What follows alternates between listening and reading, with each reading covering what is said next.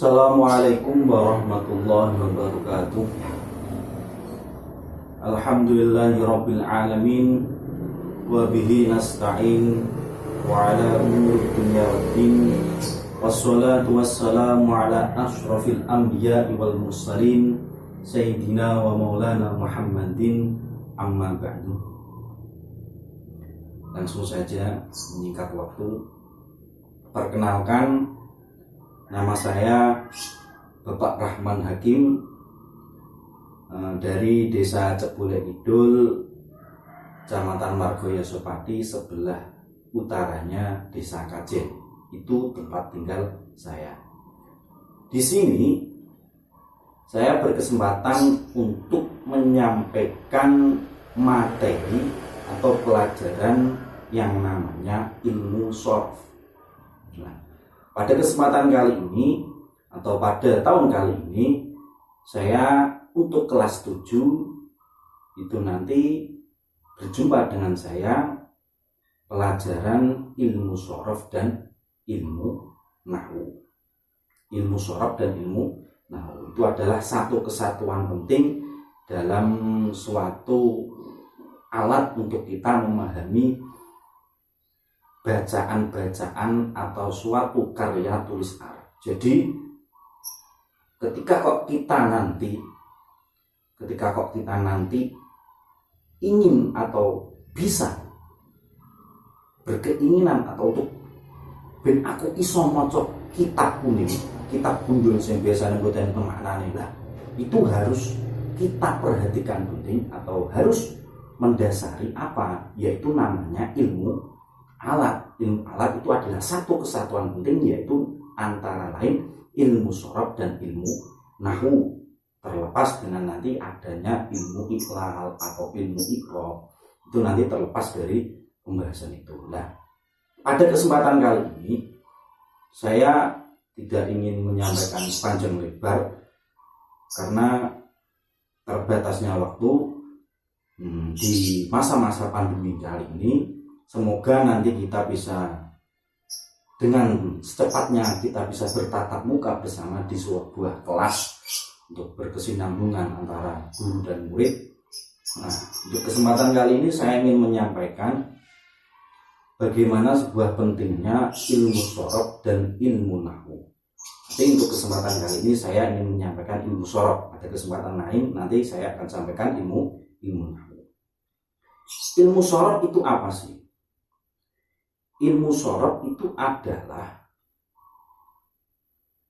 ilmu yang memahami atau dalam kaidahnya atau nanti sebelum kita membahas nanti yang kita pakai, yang kita ajarkan atau yang kita pakai di kelas 7 nanti kitabnya apa Pak?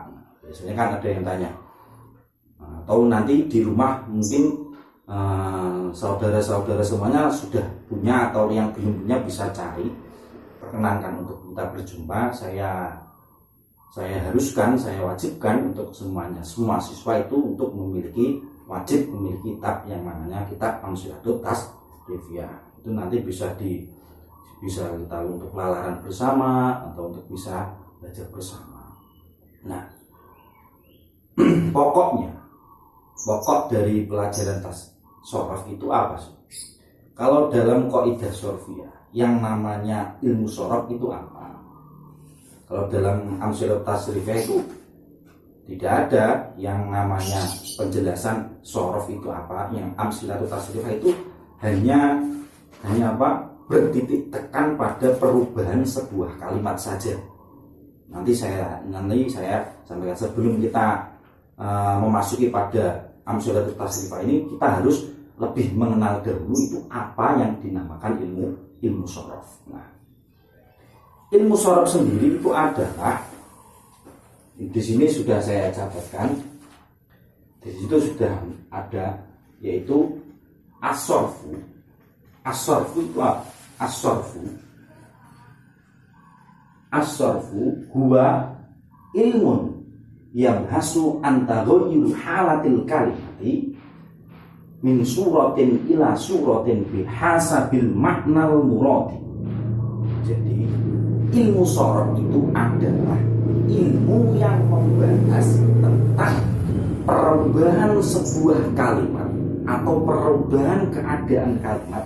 Ilmu yang membahas sebuah tagoyur itu ada perubahan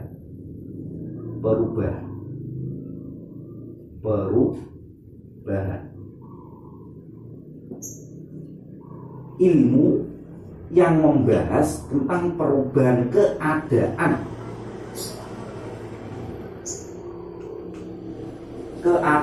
kalimat dari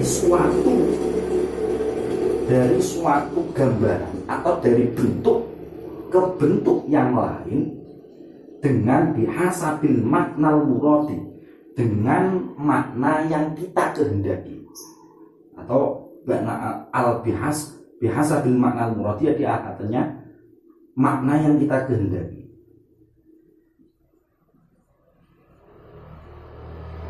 Dikehendaki ya, makna yang dikehendaki.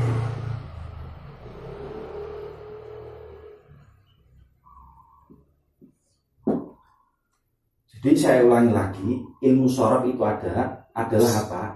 Jadi teman-teman bisa dicatat atau bisa diangan-angan. Ilmu sorof itu adalah ilmu apa? Bisa kita angan-angan bersama. Nanti pada kesempatan yang lain kalau tidak paham atau tidak apa, bisa ditanyakan. Kalau di sini kan saya mau tanya sama siapa, paham atau tidak. Ini sebagai perumpamaan saja, sebagai awal mula kita berjumpa nanti. Mudah-mudahan kita bisa mendalami atau bisa memahami bersama-sama.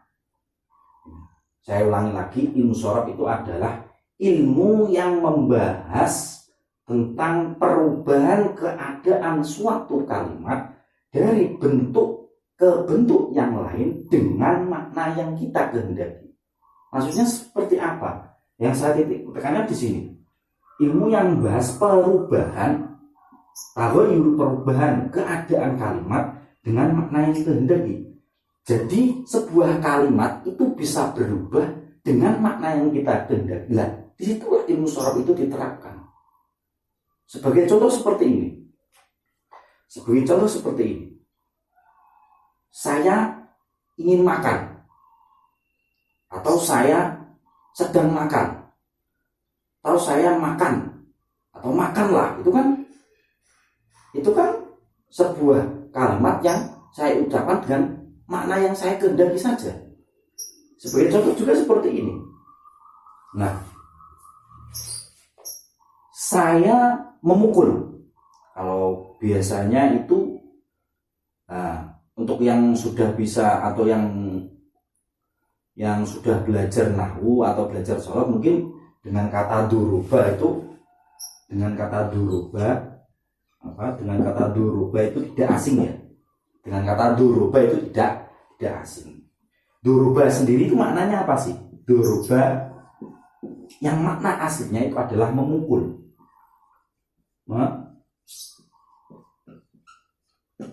Duruba itu artinya memukul. Duruba itu maknanya memukul. Nah, duruba ini mengandung arti sebuah sigot atau tingkatan sigot itu nanti aja ada penjelasannya, nanti dulu aja.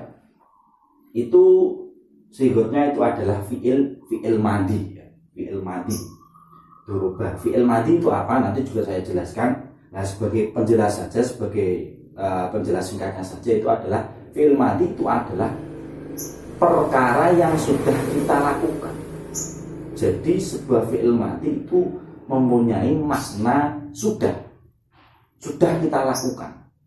Jadi kan pekerjaan itu ada yang sudah kita lakukan, atau sedang kita lakukan, atau akan yang kita lakukan. Itu sebuah pekerjaan. Jadi nanti ada yang namanya fi'il madi itu memiliki makna yang sudah lampau, atau fi'il mudhari itu nanti makna akan dan sedang. Nah, itu nanti kita bahas yang lebih detailnya. Nah, ini fokus pada ilmu sorof dulu ya. ilmu sorof dulu itu doroba. Itu maknanya sigotnya itu adalah fi'il madhi yang memiliki makna sudah. Berarti doroba artinya sudah memukul. Doroba cara dimana doroba wis mukul sapa lanang siji. Doroba sudah. Doroba itu sigotnya apa? Sigot fi'il madhi. Fi'il madhi itu memiliki makna sudah. Jadi pekerjaan yang sudah kita lakukan. Doroba memiliki makna pekerjaan yang sudah kita lakukan, berarti maknanya adalah saya sudah memukul, bermakna fi'il madhi. Fi'il madhinya tersimpan dalam sebuah kalimat ini. Berarti doroba adalah pekerjaan yang sudah kita lakukan. Pekerjaan yang sudah kita lakukan.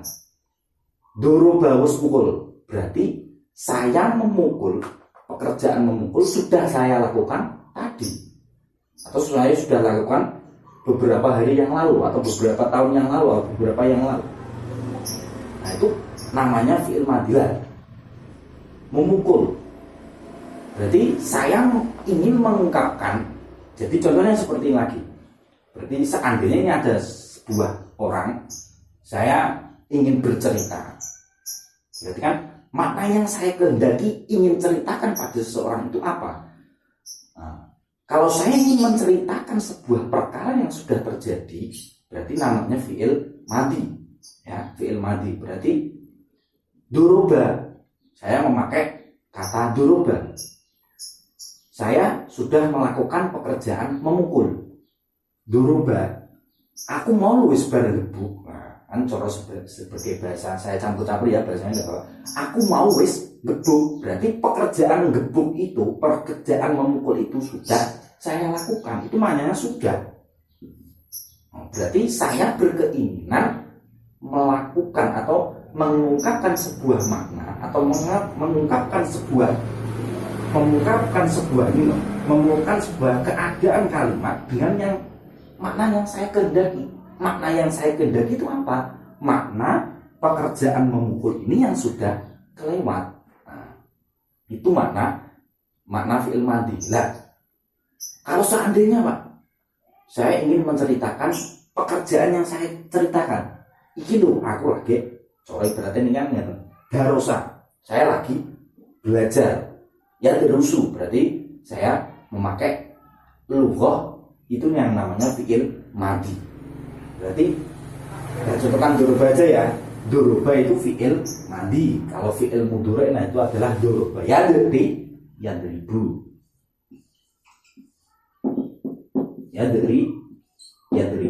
Yadribu itu adalah kalau doroba itu fi'il madhi, kalau yadribu itu adalah fi'il mudhari.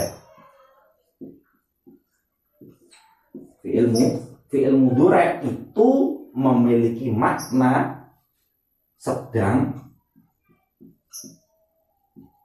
atau akan dilakukan. Sedang atau akan dilakukan. Berarti ini sorot itu di sini. Berarti doroba kok bisa berubah menjadi yadribu. Itu maknanya berubah. Biasanya kalau zaman Rin, kalau ada anak-anak yang sudah saya ampu itu, doroba yadribu bedanya apa Pak? Saya tanya. Doroba yadribu bedanya apa? Bedanya yang sini ada yaknya, yang sini ada tidak. Ya memang betul. Secara naduri, secara penglihatan kita kan beda memang. Doroba dan yadribu bedanya apa? Yang di sini ada yaknya, yang di sini tidak ada yaknya. Secara kasat mata, secara lafaz itu berbeda. Dan juga secara lafaz berbeda, secara makna juga berbeda. Maknanya, maksudnya gini, maknanya tetap sama, memukul.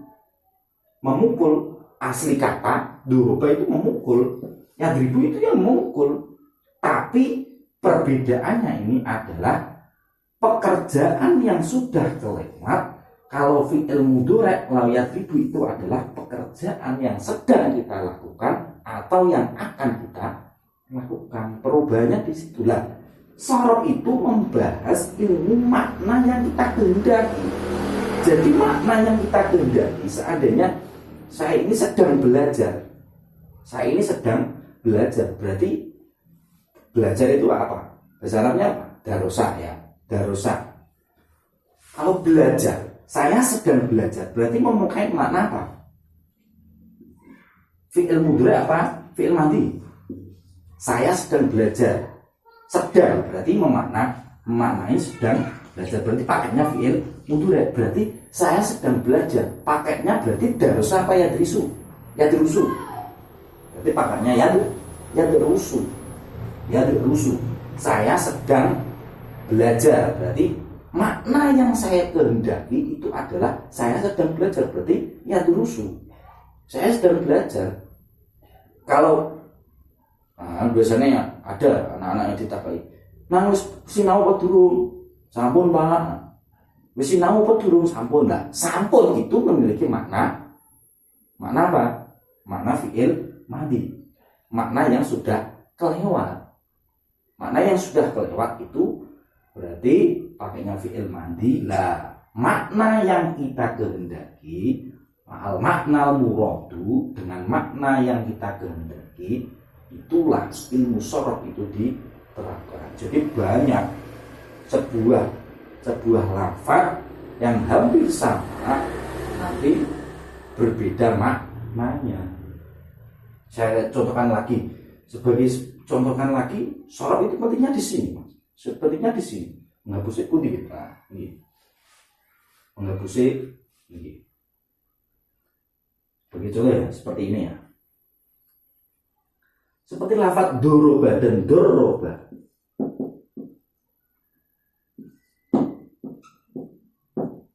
Beda. Maknanya beda. Doroba dan doroba. Beda. Di sini ada tasdidnya. Kalau nanti kalau sudah sampai tasrif istilahi yang pada bab awal pada fi'il sulasi mazid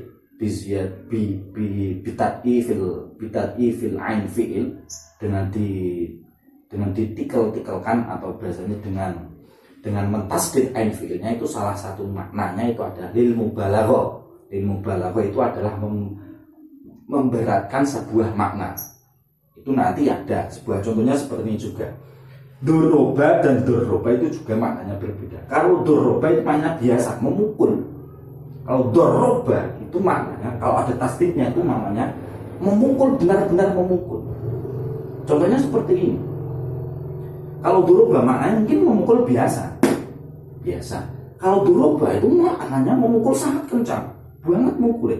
Doroba, pukulnya itu sangat keras. Kalau doroba itu maknanya biasa. Kalau doroba itu maknanya memukul yang kencang. Nah, disitulah sorof itu diterapkannya di situ. Perubahan makna yang kita kehendaki, itulah sorof tentunya di situ. Bagaimana pentingnya sebuah ilmu sorof untuk memahami beberapa karya tulisan Arab atau beberapa karangan kitab para masyayikh atau beberapa kalam-kalam ilahi. Jadi sangat penting ilmu sorof itu dimiliki seseorang untuk bisa memahami sebuah susunan bahasa Arab, katakanlah seperti itu. Jadi ilmu sorof itu adalah salah satu ilmu yang penting atau ilmu yang mendasari untuk kita memahami atau untuk kita mempelajari kitab-kitab gundul atau kitab-kitab yang sebangsa, kitab-kitab di pesantren itu. Tadi pembahasannya kalau tidak salah sampai tentang perbedaan makna doroba dan doroba itu bimakna mubalaghah. Kalau doroba bitad'i fil ain fi'il itu apa? Salah satu maknanya itu adalah lil mubalaghah. Sekilas lagi saya utarakan ilmu sorof tadi, kesimpulannya adalah ilmu sorof itu ilmu yang membahas tentang perubahan tingkah laku atau tingkah sebuah kalimat dari bentuk ke bentuk yang lain sehingga makna yang kita kehendaki itu sampai. Jadi ketika kita menghendaki makna yang kita tujukan, sekarang saya baru belajar, saya sekarang akan belajar, saya dahulu sudah belajar, itu kan makna yang kita kehendaki. Ketika makna yang saya ungkapkan seperti apa, itu pakainya sigot mubalaghah dan sigot yang lain-lainnya. Ya. Saya kira pemaparan tentang ilmu sorof kurang begitu